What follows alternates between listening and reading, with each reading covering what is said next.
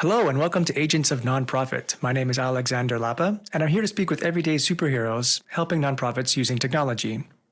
Joining me today is Erik Rubadeau to talk about building teams and other team building type of activities. Erik, welcome to the show. Yeah, thanks, Alex. Pleasure to be here. So I'm curious to know, as a starting point, is what is your superhero origin story? That is to say, how did you get started working with nonprofits? It's a good question. I love the way you framed it. I think I fell into it accidentally. I'm have a degree in political science and a previous career in forestry. So you kind of wonder how does one end up here? I was living in Toronto after university, and I suppose in political science, I'd become aware of the sort of the third sector, the NGO universe, and all the things that come with that. But I'd never really considered what it meant to work in that sector. And I was in Toronto doing foreign service exams. Actually, I intended to go and try to work in the foreign service. Started volunteering with a nonprofit organization called Journalists for Human Rights, just to sort of round out my time in Toronto, I guess. And that ended up being a pretty hard left turn for me. I never never finished my I did my foreign service exams, but I never followed through with it. I started working with this Journalists for Human Rights, and just really, I suppose, got excited about what they were doing. It was really interesting work. They were a very small organization. I think we were all working. There was like 8 of us, I think, working in an actual closet in the office of a helicopter company, a kind of mid-Toronto area. I think the fellow Ben that started it, he had family connections that had somehow gotten the space. But so I worked with them for a while, doing all kinds of stuff I had no idea how to do. I threw their annual fundraising event. I launched their first direct mail appeal. I helped with the website. All kinds of just day-to-day things. And for me, I guess I have been taking things apart my whole life. I used, when I was like 10, I was building computers. My first radio, like my first stereo system, my dad gave it to me in a pile of parts. So I've just been technically inclined, I guess. I think it's genetic, perhaps. My dad has a degree in music, but actually ended up being in electronics. I suppose that just comes naturally. But yeah, I think for me, I was really interested and kind of drawn to what was happening in the nonprofit sector. Certainly really enjoyed my time at Journalists for Human Rights. And then from there was recruited into a consulting firm that was at the time really specializing in how to take the internet, if you will, back in, this is what, 2004 or 5, somewhere around there. What was the sort of the digital space at that time, and how do organizations fit into this? How do we help nonprofits, get a hold of this and make sense of it? So yeah, working, that was kind of my entryway, I suppose. I started with a small nonprofit organization and ended up working with a consulting firm specializing in kind of I don't want to say making things up, but, really learning as we go, right? Like everything was a test, everything was a trial, everything was, does this make sense in the sector or not? So it was pretty cool, pretty fun. Yeah, I call that building the plane as you're flying. Yes, indeed. Yeah, I've used that metaphor before too. I think my team gets a kick out of that one when I use it. And then taking apart radios, or putting radios together, that reminds me of another title, which I call tinker. Someone who likes to tinker with things. I am very much a tinkerer, a repairer. I have actually during COVID, when the whole family was in the house, I have, my wife calls it my crazy little room, but there is a little room in our house that lives kind of off the back through the laundry room, and it just looks like a mad scientist's workshop. There's tools all over the place, half finished projects everywhere. There's a 3D printer, and there's all kinds of stuff in there that probably it's a good reflection of like what my brain wants to do sometimes, which is just sort of take things apart and see how they work and figure out, once you understand its core, then you can figure out how to use it or put it back together. It's a man cave. Yeah. A lovely man cave for all the engineers and tinkers out there. That is a real true man cave. Yeah, it doesn't have a big screen TV or a leather couch. It's got soldering irons and more tools and bits and screws and whatnot. And yeah, it's fun. My kids are convinced that I can fix anything, which is great. So so far so good. We're getting a bit off topic here, but it reminds me of my dad as well, because I remember very clearly when I was younger living at my parents' place, my dad also is an engineer.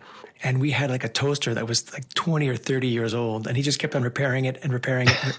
Like this thing was supercharged by the time he was done, every time he did it. And it lasted like way, way past its expiration date. And Yep. it sounds similar here.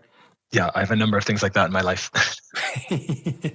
So fast forwarding to today, then, what is it that you do today? How would you describe, let's say, in a quick elevator pitch, what you do today and how you do that?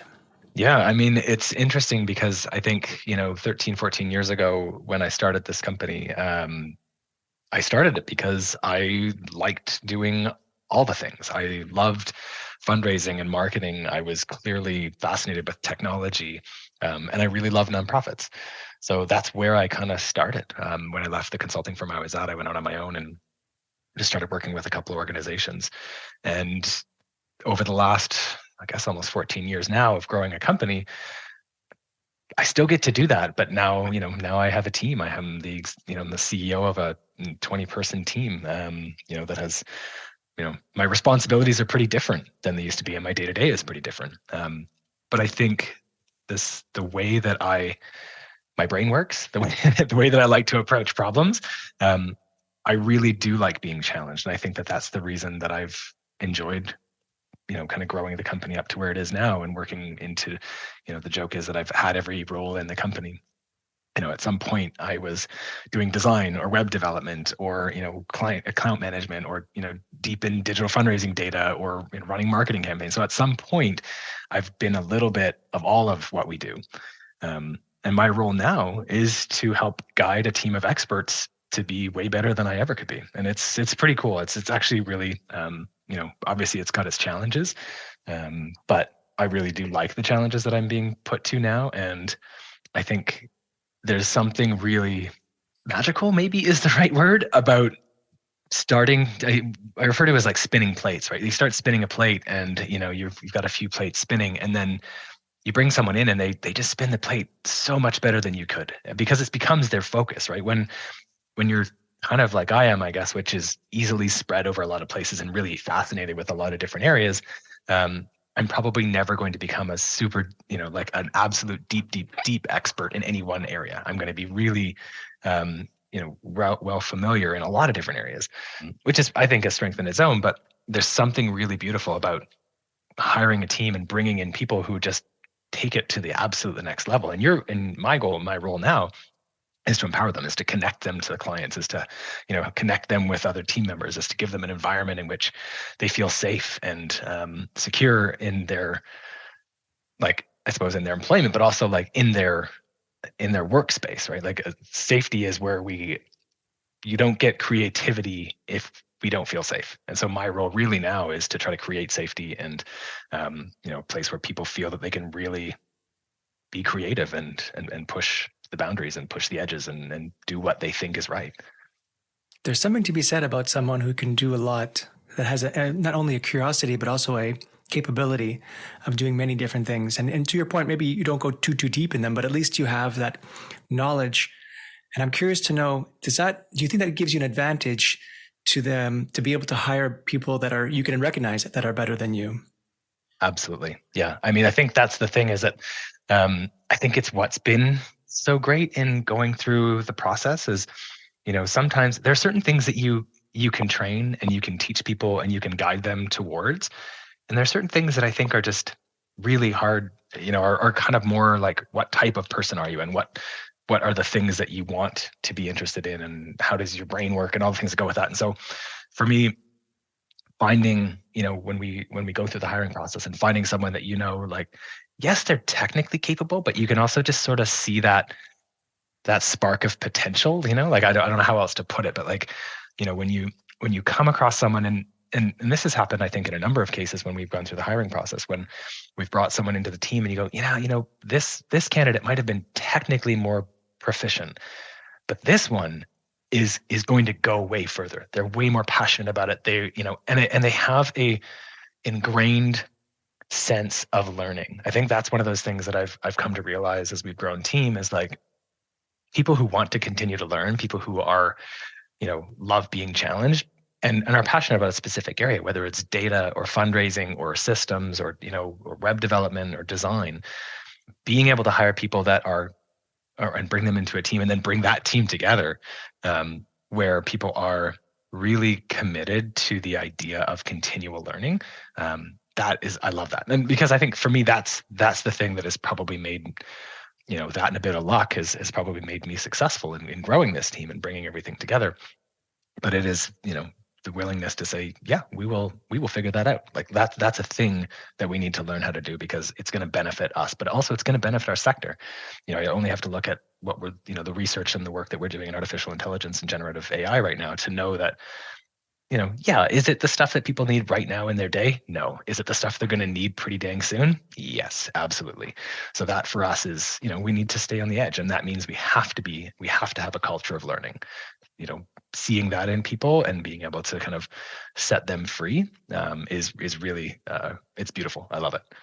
I've noticed the same kind of trend where it's great that you might have a lot of technical knowledge and be really, really good at one specific thing. But if you can't communicate that, if you can't express that, or you're not passionate, you don't want to keep on exploring, you think you know it all, so you kind of stop the search or exploration of new knowledge.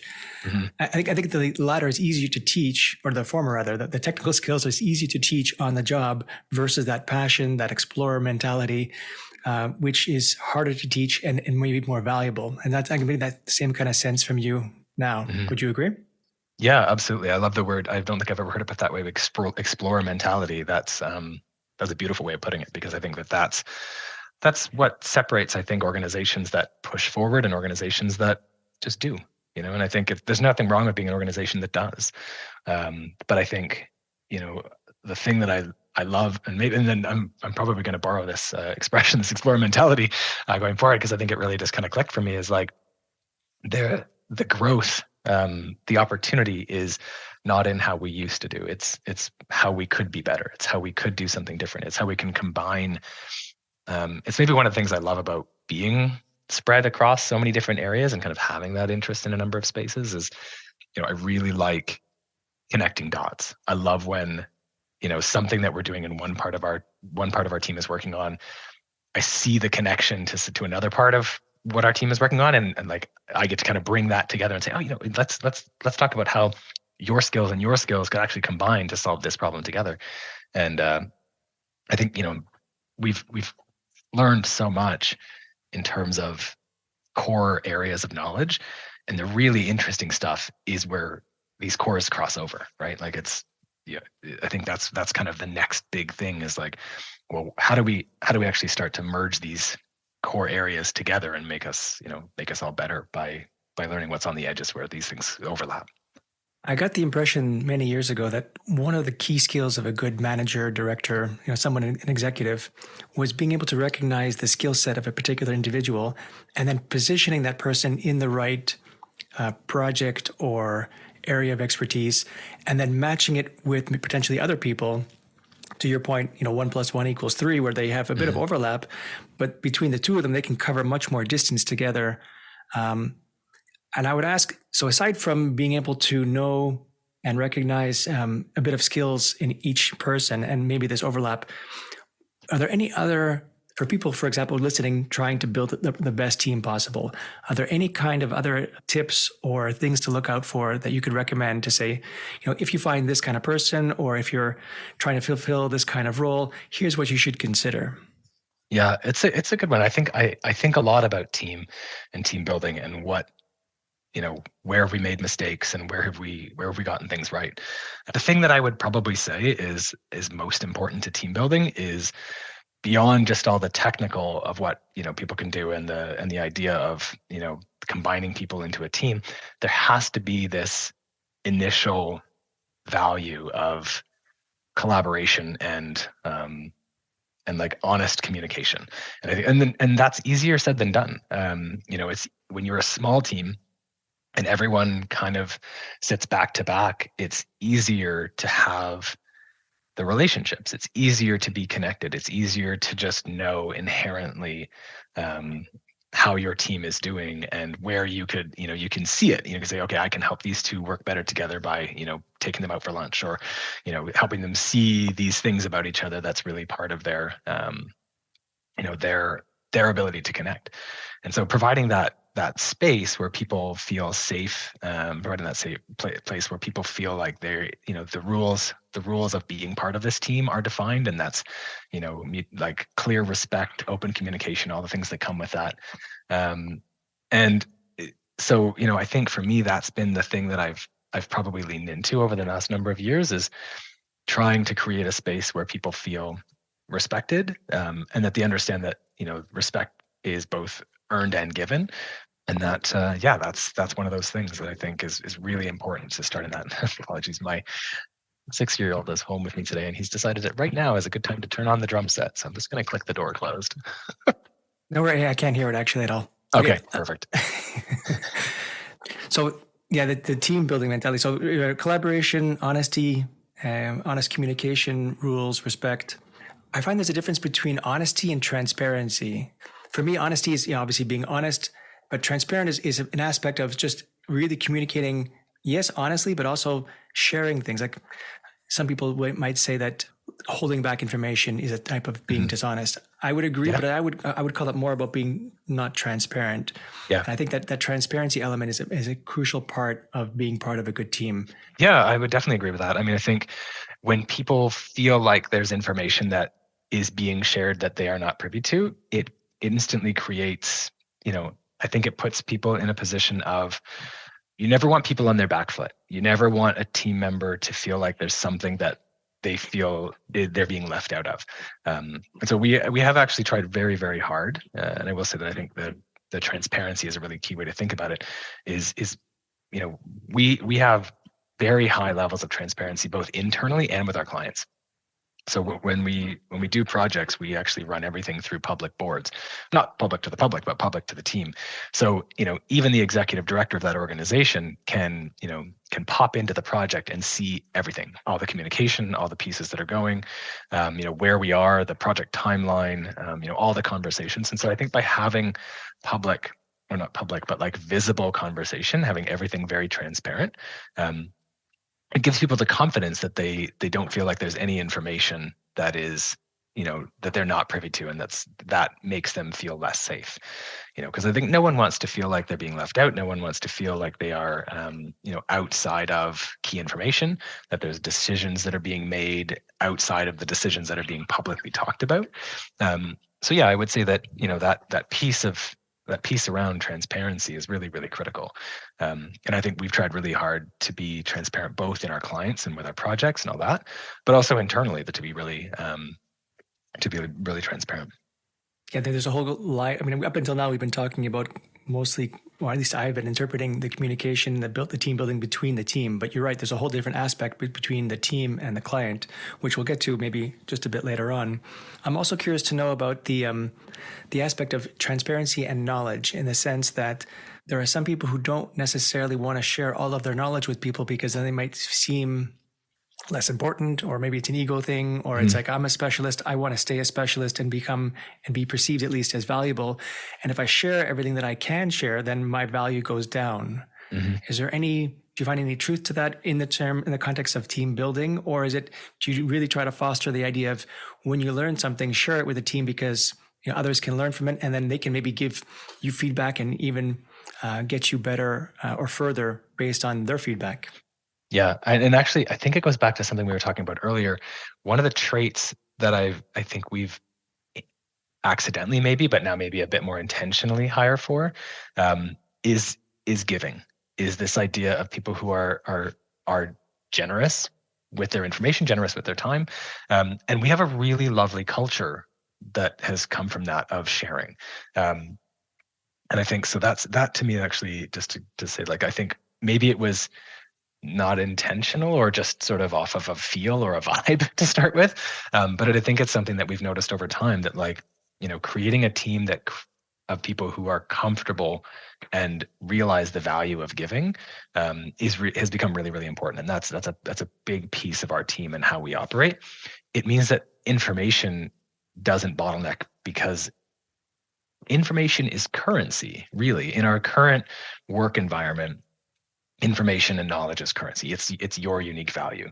But I think if you can create a place where people feel that it is not about, if you hire into for people who are, really want to see something happen, want to be part of a team, then they inherently understand, or at least come to understand, that if you're holding information back from your team is not going to grow. And if other people are holding information back from you, you're not going to grow. So information is kind of like watering plants, right? Like sharing it is going to help us all grow. And there's no, it's not a zero. What is that, a zero sum game? Is that the right way to refer to it? Like there's always more to be had. And like whether that's the abundance mindset that you hear people refer to, but like the idea that knowledge is really, really important, but we all are learning different things in different areas all the time. Like we have part of our staff meeting has a dedicated time to two things actually every time. Even if we have nothing to talk about, we have two things that we do every staff meeting. One is it's an opportunity for us to say thank you. So we spend the first 2 to 10 minutes, depending, just saying thank you to each other. People calling each other out for saying, hey, this person really helped me with that. This person really helped me with this. Thank you for everybody who covered me while I was on vacation. Like we have, I think, have been able to build a real culture of appreciation for each other. And, when you work as an agency with clients, when you work on the outside, it is inherently thankless. That is part of the role. You might pull off the most successful campaign a client has ever had, or you might walk them through guide them through the most technical, digital transformation from a technology perspective or data migration that they've ever been through. And it was, a blinding success. No one's going to throw you a party. It's your job. Right. So it's one of the things that we've tried to do for ourselves is to be really appreciative of each other, because, it's not something that we really get often from the outside world. And fair enough and fine. I think that there's benefit to expanding that and for people to, be more appreciative of each other. I think it goes a long way, but it's something that we do for ourselves every staff meeting. The other thing we do is we talk about, we have just, what have you learned? What is something that you think the team should know? And whether that's, hey, we launched this product. Hey, we did this, this is this cool thing we learned. Hey, here's a red herring that we found, or here's a pitfall we found with this particular thing. That our goal is to just share the information, because it is something that, as running a 20-person team now, information, it's harder and harder for information to just flow naturally. Going back to when I was a journalist for human rights, we were, 6 people back to back in a closet. Information just flowed through the room.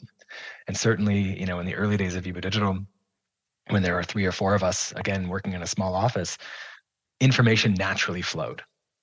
And even when there was 12 of us in an office, information still naturally flowed. There were some parts where, you'd say, oh, this person was at an office that day, so they missed this information. But, since, we completely decentralized 6 months into COVID, and have stayed that way since. So we're a completely decentralized organization now.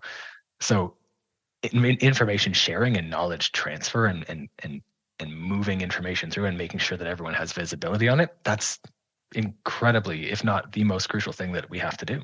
Because as soon as we're not intentional about that, how that information moves through our organization, people will get scared. People will feel like they're being left out. People will feel like there's something that is happening to them or happening without them. And so, you have to have a culture where people can really trust. And that is not something that you create once and, say, great, we trust each other now. Like it is constant. You always have to be working on it. And that comes through, time that we take with each other. We spend some time every couple of weeks on like just some virtual games where we just come together and just play. There are these little things that you have to do to go beyond just working together, because you have to be, everyone knows what it feels like to work in a place where you're really not that jazzed about it. Where the culture is more negative than positive. The expectations are never aligned with the outcomes. And as much as we try to have that, it's not without saying, it's not to say that we haven't had failure. We've learned so much along the way. No one is perfect by any means. But the key is, if you can maintain that culture of trust, that culture of cooperation, that culture of respect, that you do have to work on, and a culture of knowledge sharing and empowering others, and there's a podcast that I love to listen to, Shane Parrish, The Knowledge Project, and this, I think, his slogan is, learning the best of what other people have already mastered, right? And I love that. I love what he's doing, but I love that as an idea for sharing amongst a team, right? Like, you only have to have, like, I'm never going to know the depths of data analysis or web development, but people on my team can bring up and share to me and to the rest of the team why this new development is so important, or why it's something that we can completely ignore, or why it's a thing that is going to make a wave or not a wave, and what we should know about it. And it makes us as a group so much smarter. It makes us as a group so much better, so much more contextualized. In the consulting firm that I worked at before I started Yeeboo, it was more individual consultants. It was more like, what you knew was your value, and we were kind of islands in a sense. We still, some of the best people I've worked with are still, good friends from that time, and people, I think it was very much sink and swim. And those who swam, I think, have gone on to do incredible things, and people I'm really proud of to call friends and colleagues. But definitely more of an island type environment than, what we're trying to do, which is really a collaboration and, an actual real team where, as much as we can, we're trying to share that information around to each other. We're trying to have intentional structure around it, because it is really important. I've heard that one of the ways to make yourself personally happier is to, on a daily basis, express gratitude. That either in the morning or the evening, you spend a few 10 minutes, writing a list of things for which you are grateful for. Mm-hmm. And this is the first time I've heard this applied in a group setting or in a company setting. So that's actually lovely to hear. And I'm happy to see that it can work actually in that kind of environment, because that is a core principle of really improving your level of your state of happiness personally. I mean, I love seeing how happy people are when they are thanking other people. It's really interesting to see. You can see the genuine gratitude, because you can see that, like, how much they appreciate it, but also how good it feels to be able to express that. They said actually that they write that the number one reward that an employee can receive is not necessarily money. That usually ends up being number two. It's recognition. When employees are recognized for the work that they're doing, either by their peers or by their superiors, that gives them the greatest sense of satisfaction, and that will keep them as a happy employee. Of course, employment or monetary gains and incentives have to be there, but they don't necessarily leave a company because of that. They leave because they're not feeling satisfied and recognized. Mm-hmm. Yeah, absolutely. I mean, and it's, there's a lot to be said about, I think, what our sector is capable of that way. I think that maybe it's a harder conversation to have in the corporate sector. The focus it seems to be much more on that money side of things. And it's not to say that, it's not important. People need to survive. We all need to pay our bills and all the things that go with that. But I think it's something that our sector could, I would love to see more organizations embrace that, because I think there's such a high turnover rate in our sector. And sometimes I wonder if it's just that, we haven't really figured out how to build teams in our sector. If, I don't know exactly what it is. I have lots of theories, but, I think that, to your point, creating a culture in an organization where people feel appreciated and seen can go a long way. And I know those organizations where people are doing that, and some organizations where it doesn't have that feel at all. And certainly people feel, at least from the outside, seem a lot happier, and you're more willing, I think, to go through the bumps of employment, which or work, or whatever it is we call it. But I think if you like the place that you're at, and liking the place that you're at comes from liking the people you're with and feeling like they respect you and they see you, and vice versa. And you're given a chance to express yourself, but also given a chance to be like, gratitude is not something that we just made up. It's we feel good when we do it, and I think that that's really important. It seems deeply rooted to me. So those are things I like to try to focus on when I'm thinking about, how do we make our team better? How do we make our team happier? What are the things that we can do? We always want to be more thoughtful, and like sometimes when you're really, really busy, it's hard to be thoughtful. You get to the end of the day and you go, oh man, I really wish I'd sent that person an email. It was their birthday today, and I, kind of missed it. So we're actually trying to be really intentional and about, being thoughtful. We have actually a little subcommittee in our team that's just kind of focused on, what are the things that we could be doing to make other people on our team feel good and happy, and same with our clients. So this is something that we're trying to be really intentional about, because it's not that we don't want to do it; it's that it's really easy to lose it in the work. And so you do have to be intentional about these things. They don't just, they may naturally spring up, but they may not naturally stay. Because everyone gets busy, and it's easy to let those things go as lower priority. But I think if you want that, you have to prioritize it. It's the same reason why, even if there's nothing on our team meeting, we still get together. We don't cancel it and say, no meeting this week, no agenda. There is always a point on the agenda, and that point on the agenda is a chance to say thank you to everybody else on the team. As you moved from being more in one location physically to this more decentralized, more remote, how do you foster that kind of togetherness, that bond between people? You mentioned virtual events or virtual games. Any other, or maybe you can give us some examples of those kinds of situations, and anything else that you guys do to keep that closeness together, even though you're physically far apart? Yeah, I mean, there are things that we do, and there are things that we want to do. One of the things that we do now is we do get together. We do actually come together physically, once to twice a year, a little bit of a team retreat, with a focus on talking about ourselves, for sure, but also with a focus on just giving ourselves a space to spend a couple days together. Whether it's our last one was an escape room we did in Toronto, not because we wanted to prove to ourselves that we can get out, but hey, this is a chance to do something that's different, stretch ourselves in a different way, have dinner with each other. And so I do think, as much as I love decentralized, there's still value in face to face, absolutely. And that's something that we're going to continue to do, as best we can, as much as we can, is to offer those chances to come together a couple times a year. Because it does go a long way, I think, in terms of creating real human relationships.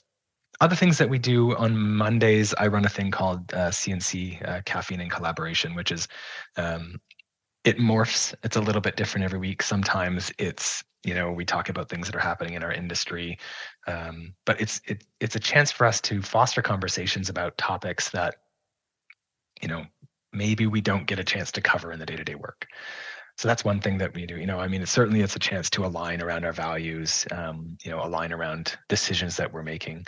We've been talking about, I think we've probably been talking about artificial intelligence now at least every other week, if not almost every week, for the last 6-8 months.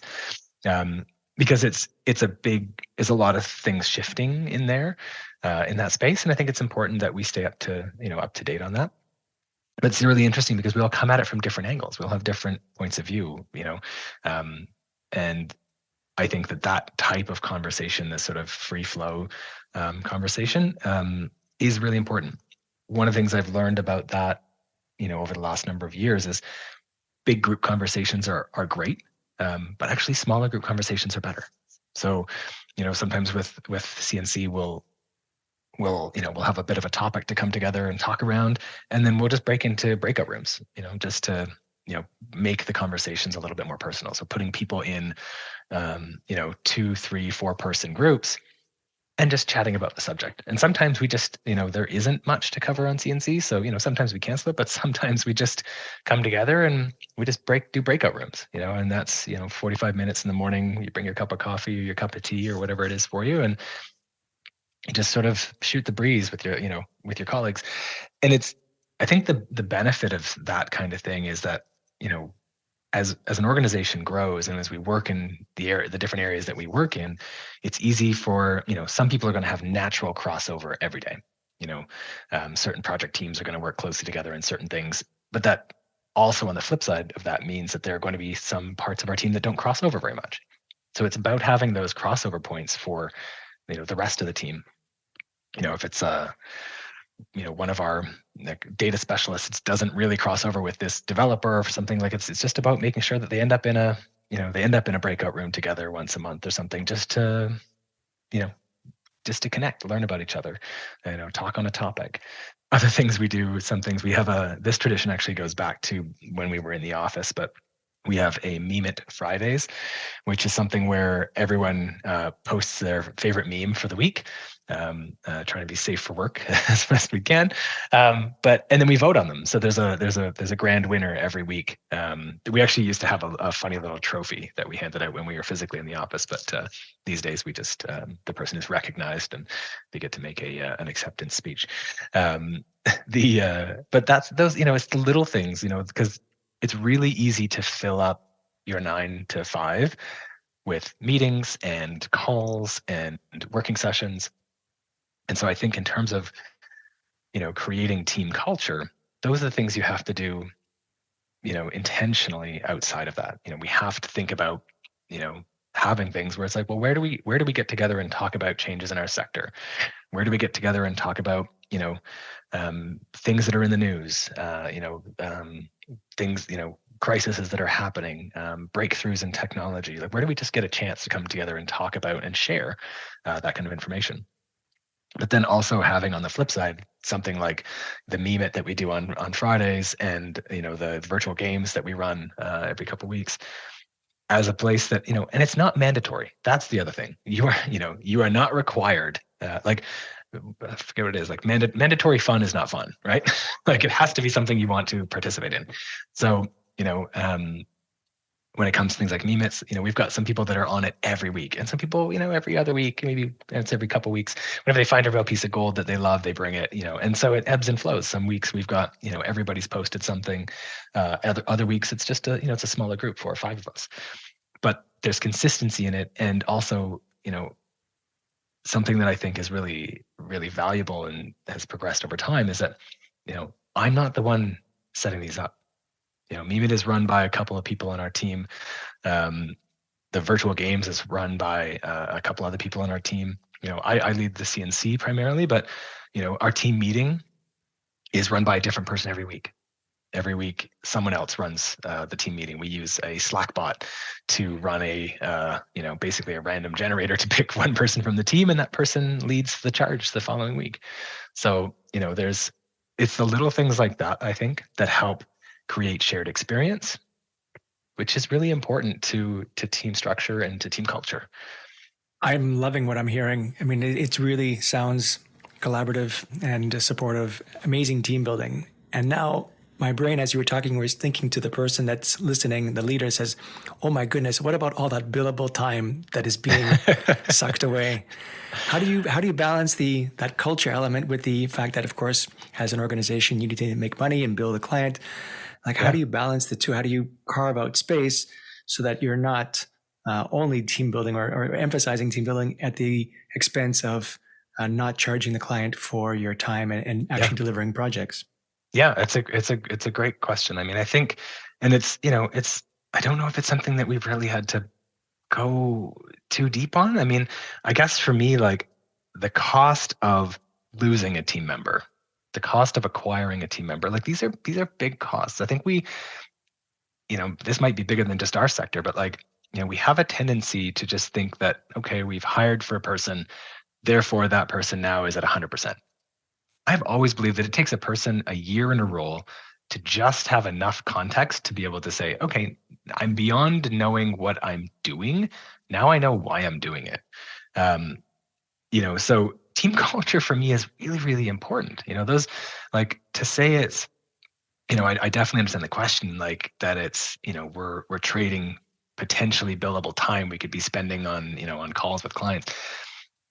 I think there's also a lot to be said about, when you have to hire someone and bring them into a team, that takes a lot of energy. It takes a lot of, that person's not at 100% for, probably a year realistically, maybe less than that, but they really need that year of context to be able to start to make that role their own.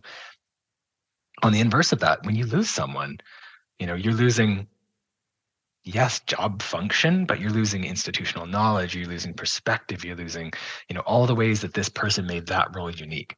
So I have long believed that these pieces that we try to do to maintain culture are really important for making a place that people want to stay. And that in itself is really valuable, right? It may be more valuable than billable time some days. Obviously it's not something, we can't just spend our whole time, hanging around the campfire and having laughs, but I think it's really important that we have some of that time, that there is time dedicated to creating team culture, because if you don't have a culture that people want to be a part of, because you can't force people to be a part of culture, like you can't force people to be part of your team. You have to create an environment where people want to be part of that, and that's the thing that I think is that's the investment that you make into that time, or that time that we put together. Like that is so important, because people will come and people will go, and that's just natural. But if you can get people to stay because they want to stay, I think there's a lot of value in experience. And that's something that I think strategically has been really important to me since the beginning. Here's something. Been running this organization now since 2010. The first person we hired is still with us. And Wow. so I think that that's really important, right? She's had a number of roles over the years, but that says something, I think, and she'll be the first to say, not everything's perfect, right? Like this is all just, we're trying. This is all putting in the effort. But, there's something about what we're doing that's getting people to stay. And I think that is probably part of it, the culture, the camaraderie, the opportunity for a challenge. Hopefully that people feel like they're not being micromanaged, but they're also not being unsupported, right? Like there's that fine balance between, saying like, yes, let me keep you stable while you flap your wings and learn to fly, but I'm not going to tell you how to do it. I'll tell you what I know about it. I'll tell you everything I can, but once you're flying, my goal is to just keep you in the air, and for you to learn how to do that, and not to tell you when to bat your wings, or when to do this or that, because that we all learn so much better through experience, and even negative experience. I was talking about this with someone the other day, like I don't want to shout. I don't want to create a place where we, because I can do something for someone doesn't mean that I should. I think there's a lot to be said for letting people make their own mistakes, but there's also a lot to be said for helping by ensuring that there's guardrails. Letting people make their own mistakes until that is beneficial and constructive for them, not to the detriment of them. And not to the detriment of the company or to a client, but letting people make their own small mistakes. I think that's really how we all learn, and it's certainly how we all grow. So, for me, I think that all that to say, to come back to the original question, I think the investment in the time we spend outside of billable hours has actually been something that's made our team stronger and certainly more experienced, because we aren't having, I would be willing to bet, based on sector and agency turnover rates, we're probably way under that, because we've, and I think maybe not entirely, but certainly part of it is related to the culture that we're trying to create. I think it's amazing how there are so much overlap between the skills of being a good manager and the skills of being a good parent. You want your child to thrive, but you do need them to make certain mistakes. You want to provide, like you said earlier, guardrails so that they don't fall off the cliff. Yeah. But at the same time, if they stumble and fall, you don't want to necessarily run over there and pick them up. You want to teach them, all right, so you fell down, now pick yourself up and let's keep going, kind of thing. So it's almost not a one for one, but there's a lot of overlap between those two roles. Yeah, big time. Actually, I think I think I've learned a lot from building team that I've been able to bring to my parenting, and I've certainly learned a lot from parenting that I think I've been able to bring to my team. Even if it's just ways that I go about my own day and the ways that I approach things, and the patience and the forgiveness and the willingness that you have to let someone make their own mistakes. Yeah, there's a lot to be said in that overlap for sure. Awesome. So I think it's a good point, or a good moment, to put a pin in it. I think we covered the main points I was hoping to get out. This has been really, really awesome. Erik, we didn't actually mention the name of your company, so maybe you could give it a mention now, and other ways that people can get in touch with you if they would like to. Yeah, absolutely. Well, so I think, as I said, I'm founder and CEO at Yeeboo Digital. And so with Yeeboo Digital, we kind of focus in three core areas: technology implementations and websites for clients, digital fundraising and marketing, so really bringing in the traffic and helping people optimize for revenue generation, and then ongoing support. We work with clients in a support services role. So we have this tagline that we use: lead with digital, because we think that digital is that opportunity for everyone to be able to iterate faster and learn more and make faster mistakes, and for our sector to really grow. There's a lot of value in that. So they can certainly find us at our website, or possibly at a conference someday, or just send an email. We're always happy to talk. Awesome. Eric, thank you so much for joining me today. Absolutely. Thanks for having me. All right, that's it for today. I'm Alexander Lapa, and I hope you join me again in the next Agents of Nonprofit.